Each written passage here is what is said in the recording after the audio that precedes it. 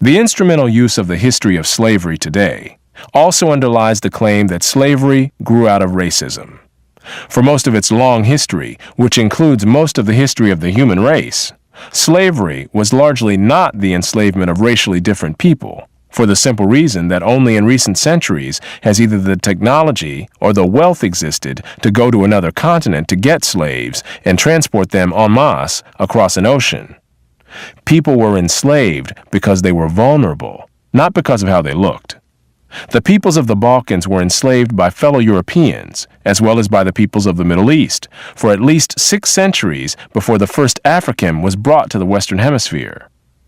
Before the modern era, by and large, Europeans enslaved other Europeans, Asians enslaved other Asians, Africans enslaved other Africans, and the indigenous peoples of the Western Hemisphere enslaved other indigenous peoples of the Western Hemisphere.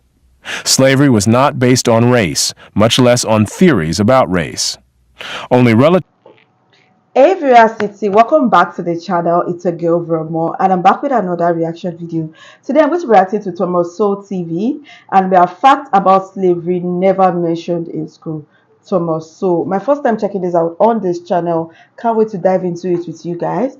But before we get started, we have some amazing people watching us for the first time. If you're new to the channel, hello, I'm Vera. I do reaction videos. If it is something that you love, why not join Veracity? Hit the subscribe button below, turn on the post notification bell so that you can always be the first person to know whenever a new video drops. And with that, guys, let's go on. Relatively late in history did enslavement across racial lines occur on such a scale as to promote an ideology of racism that outlasted the institution of slavery itself.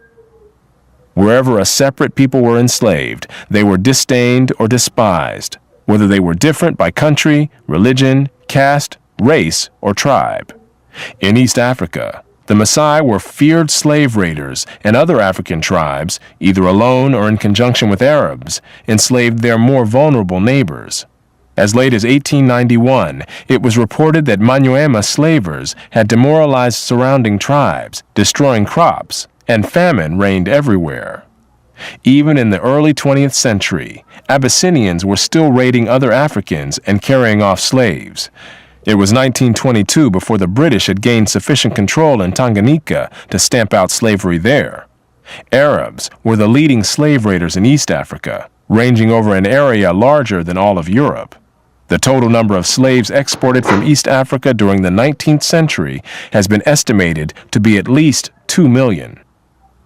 The form in which the story of slavery has reached most people today has been along the lines of the best-selling book and widely watched television miniseries Roots by Alex Haley. Challenged on the historical accuracy of Roots, Haley said, "I tried to give my people a myth to live by." This instrumental use of history, or purported history, is open to the same objections as other instrumental myth-making. Despite the impression created by Roots, during the era of the massive slave trade from West Africa, a white man was more likely to catch malaria in Africa than to catch slaves himself. The average life expectancy of a white man in the interior of sub-Saharan Africa at that time was less than 1 year. By and large, men from Europe or the Western Hemisphere came to the coasts of Africa, bought their slaves, and left as soon as possible. Even so, the death rates among the white crews of the ships carrying slaves to the Western Hemisphere were as high as the death rates among the slaves themselves. It was only much later, after quinine and other medical measures enabled Europeans to survive where there were tropical diseases, was it possible for them to... Wow. The fact that I never knew all this. Wow. So the whites were also suffering. Why they were transporting slaves? That's true because whites, they cannot adapt to the Western weather conditions. So they were also killed. They were also killed. Hmm. And the truth is that there's still slave trade going on till this present moment. There's still slavery ongoing. It's just so sad. Even the whites were not left out. Wow. Let's go. Invade Africa in force and establish empires there. But by then, the Atlantic slave trade had already been ended. During the era of that trade, Africa was largely ruled by Africans, who established the conditions under which slave sales took place. The crew of a slave ship was in no position to defy African rulers and their armies by going out across the land and capturing people willy-nilly. The stronger African peoples captured and enslaved the weaker peoples. The same pattern found over the centuries in Europe, Asia, the Western Hemisphere, and Polynesia. In Nyasaland, the Ngoni and Yao swaggered over and terrorized other tribes. In Uganda, the Baganda made life miserable for their neighbors. And the Nyoro and Hima of Anko enslaved Toro women and children. The Tutsi dominated the Hutu in Rwanda. The Maasai lorded it over the Kikuyu and Kamba. And the latter, in turn, held the Indorobo in a kind of serfdom. It was precisely the fact that Europeans, except for the Portuguese, seldom participated in the raids that captured and enslaved Africans that enabled most people in Europe and the Americas to remain oblivious to the traumatic experience that this was, with some Africans committing suicide to avoid capture and wives being whipped as they tried to cling to their husbands or children. Historian David Breon Davis pointed out that Europeans had little contact with the actual process of enslavement, and that, as late as 1721, the Royal African Company asked its agents to investigate the modes of enslavement in the interior. Europeans typically saw only the end results, enslaved people being offered for sale on the coast. It was much the same story in the Ottoman Empire, where those who bought slaves had no idea what these slaves had been through before.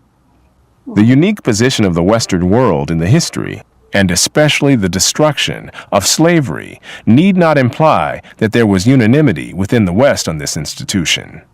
In addition to whites who defended the enslavement of Africans on racial grounds, or who opposed general emancipation on social grounds, there were many whites, and even blacks, who defended slavery as a matter of self-interest as slave owners. Although most black owners of slaves in the United States were only nominal owners of members of their own families, there were thousands of other blacks in the antebellum South who were commercial slave owners, just like their white counterparts. An estimated 1/3 of the free persons of Wow. So even blacks were slave owners. Not only whites, but blacks were also slave owners. So why is it that we don't even know about this? We thought only the whites were slave owners. So even blacks owned slaves. Wow. color in New Orleans were slave owners, and thousands of these slave owners volunteered to fight for the Confederacy during the Civil War. Black slave owners were even more common in the Caribbean. In short, there were many defenders of slavery in the West, even in the 19th century. And outside the West, slavery was too widely accepted to require defense. No other nation ended slavery in the same way as the United States did, and few ended it after so short a struggle, as history is measured. How and why did slavery end in most of the world? There were two major processes. Over the centuries, as more and more territories around the world consolidated into nation-states with their own armies and navies, raiding those territories to capture and enslave the people who lived within them became more hazardous in itself, and also risked military retaliation against the countries from which the raiders came. Thus, more and more peoples became off-limits to slave raiders over time.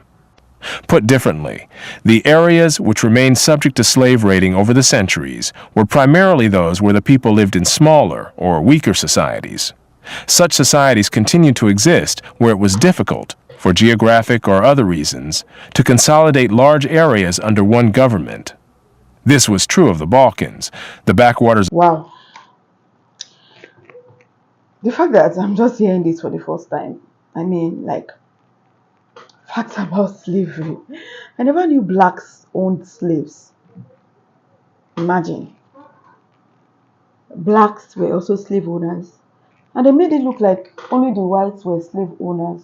Why? So there were even more black slave owners than whites. And even whites were also taken as slaves. Even whites were enslaved. I feel like this needs to be broadcasted everywhere. The world needs to see the truth. Wow. Honestly, I am shocked. I wonder why they don't teach us these parts. Nobody tells us these parts.